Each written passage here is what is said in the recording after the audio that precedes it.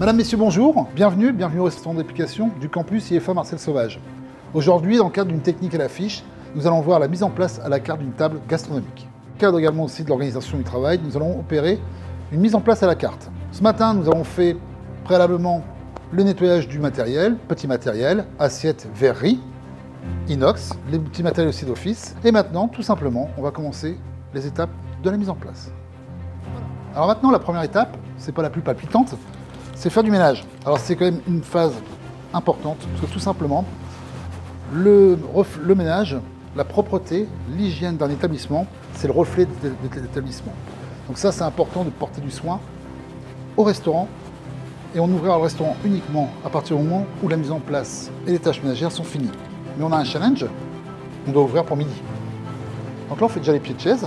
Préalablement, j'avais fait les pieds de table, dépoussiérés, aspirés. Voilà, et maintenant, je vais pouvoir descendre mes chaises. Comme ceci. Et les chaises, pareil. On va mettre un produit. Là, j'ai choisi de mettre du vinaigre blanc, c'est un dégraissant. On va mettre un produit sur la table, dans le cadre de bien nettoyer, dans le cadre d'un service brasserie, où on mettra du linge unique, un set de table. Voilà, comme ceci. Et là, il suffit de frotter, pas oublier de faire les contours des tables, ça c'est important. Bien la sécher également aussi. Et nous, tout simplement, on va la couvrir après d'un molleton. Et je vous donnerai l'utilité d'un molleton. Plus désagréable, qu'un client arrive, on tire la chaise et il y a des miettes qui sont restées par rapport au service précédent. Donc vraiment, bien faire les assises.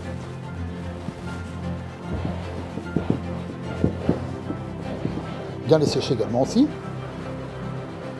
Et voilà. Alors, comme on a fait ça au vinaigre blanc, on pourra également aussi aérer le restaurant de façon que l'odeur ne soit pas trop prononcée.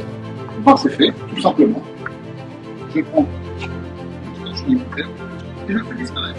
C'est-à-dire qu'elle part à l'office. Maintenant, on va napper la table, mais on va déjà commencer par la pièce maîtresse, le molleton.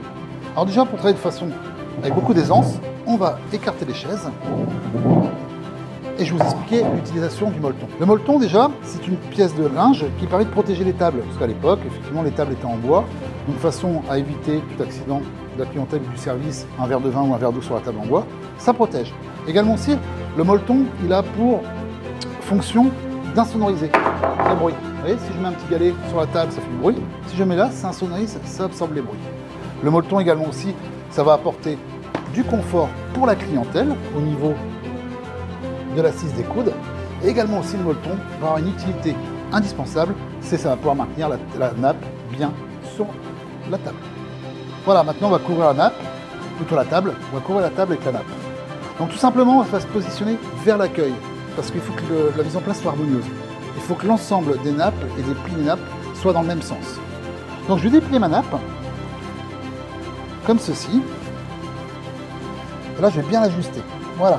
C'est-à-dire que le milieu, le pli plein, le bourrelet qui est là, ça sera le milieu de la table. Quand je parle du bourrelet, c'est le bourrelet de la nappe, et non pas celui-là. Tout simplement également aussi, on va prendre le petit bourrelet et on a deux feuilles, regardez bien. Un petit bourrelet, une feuille et deux feuilles. Voilà. Donc pour bien ajuster la nappe, il faut que ça soit, les pendants doivent être de côté au même niveau, comme ceci. Voilà. Maintenant, je vais prendre mon petit bourrelet, je vais le pincer et je vais prendre ma petite feuille, comme ça. Et là, tout simplement, je vais jeter ma petite feuille côté opposé, comme ceci. Alors maintenant, comme j'ai dit, il faut bien faire attention que mon centre de la table soit au milieu de la table. Et après, tout simplement, on va déverrouiller. Là. On va bien positionner sa nappe, comme ceci. Alors c'est un pliage mécanique, c'est une blanchisserie industrielle, donc des fois, effectivement, il y a des petits soucis. Mais pour être sûr qu'on soit bien placé, il y a un outil indispensable, c'est un mètre de couture. Et bien on va mesurer tout simplement les tombants de chaque côté. Voilà, on va vérifier la longueur des pendants de chaque côté. Comme ceci. Alors, là on est bien, on a 31 de chaque côté. Là j'ai un petit souci, hop, on n'est pas exactement bien. Tout simplement, ça se justifie, regardez, hop, je ne suis pas au centre de la table.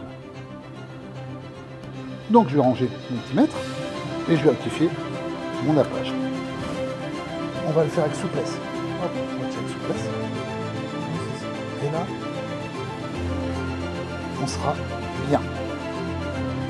Maintenant, dans les grands hôtels, restaurants, on repasse les nappes sur table. Nous, on va tout simplement utiliser le dos de la main. Voilà, pour juste ajuster les plis, comme ceci. On va faire pareil de l'autre côté. Voilà, on va taper les nappes. Maintenant, une chose importante, on va travailler en fonction de la position du client. Donc, on va placer nos chaises au tombant de la nappe. Et là, j'ai fait exprès de dresser une table pour 3 personnes, comme ceci, au tombant de la nappe. Et comme ça, après, on va travailler en fonction des chaises et du client. Et là, la troisième personne, on ne va pas la mettre face à la chaise, on va la mettre au milieu pour qu'elle puisse profiter de l'ensemble des conduits. Je vais rapprocher mes guéridons. Et là, maintenant, on va pouvoir procéder aux étapes de la mise en place et renseigner le guéridon.